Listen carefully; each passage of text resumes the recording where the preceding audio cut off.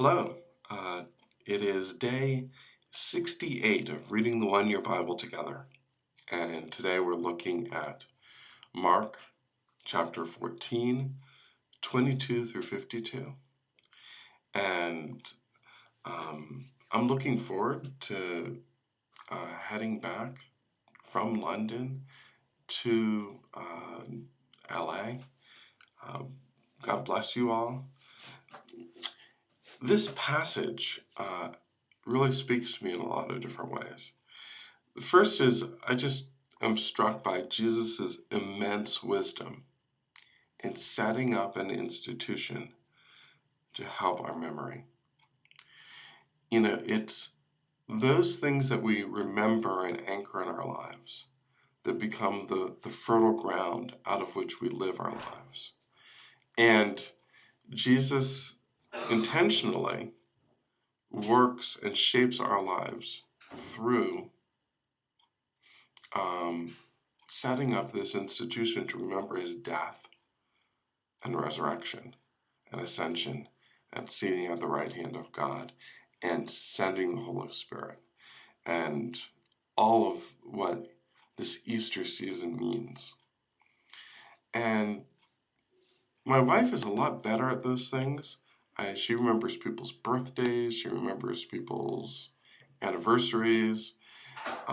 She remembers the people who've passed on and their funerals, and she remembers the families, and the way she remembers things connects people lovingly to one another. And I'm really struck by my own need to grow in that. And then here, Jesus predicts Peter's denial. I wonder what would have happened if Peter, having heard Jesus saying, you're going to stumble. If Peter had humbly said, Jesus, help me. I'm afraid. I know that you perceive reality accurately, and I would like to be rescued from stumbling in the way that you describe. But he doesn't say that. He's like, I'm a man. I can do it. Machismo, that pride, and that that kind of arrogance and pride always sets us up for failure.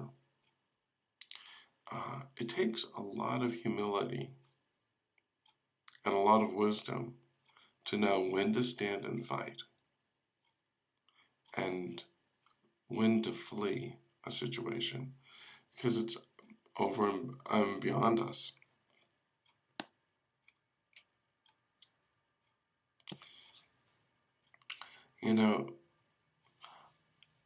Then you have this picture in them going to pray in Gethsemane. And Jesus is preparing himself to walk through the toughest test he'll ever face in life. And all of us will have times where life and who we are will really be tested. And, Peter and the other disciples fall asleep. They're tired, they're exhausted. They're not really wired to do what they need to do to stand through this time of testing. They haven't matured enough yet.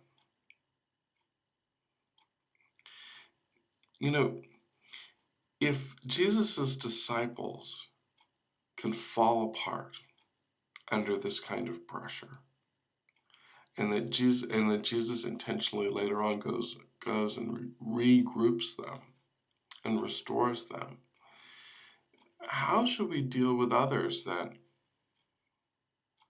fall under real life pressures? And how should we both try to help people grow in their depth of maturity and help them at the same time be restored.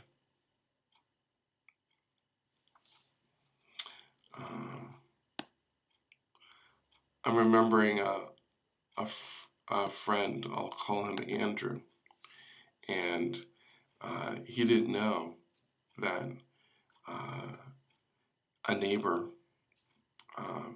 had a thing for him and was planning to seduce him. And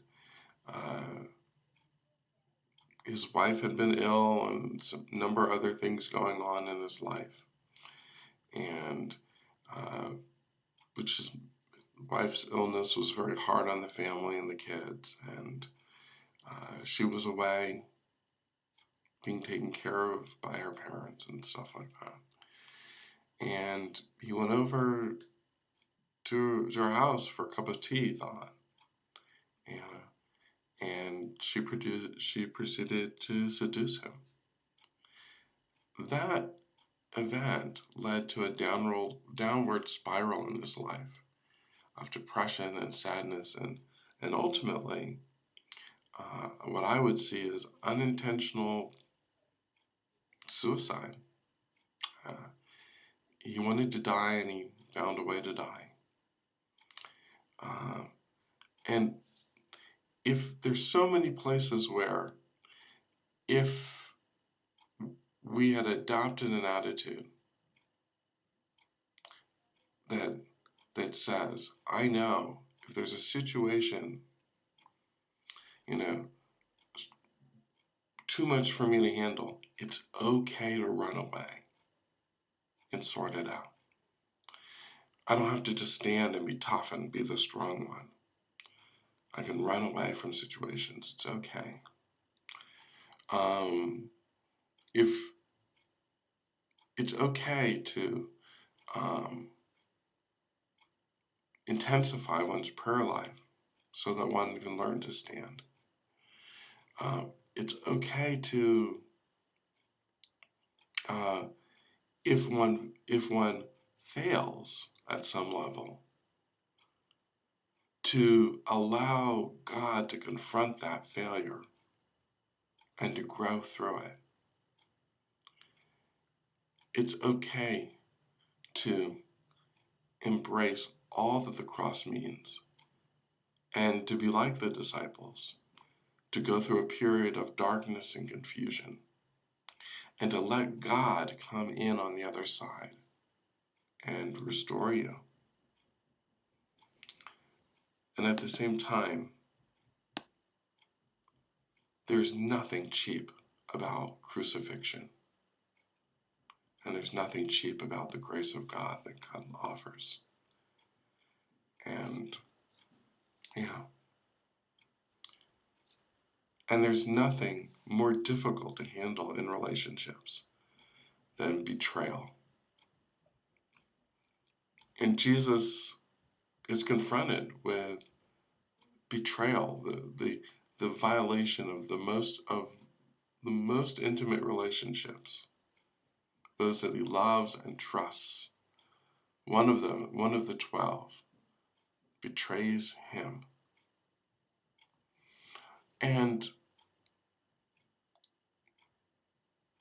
yet he is able to see through this context to the larger picture that Judas's betrayal doesn't define life, doesn't ultimately define reality, that God defines reality, and that God's ultimate purposes cannot be destroyed through this betrayal.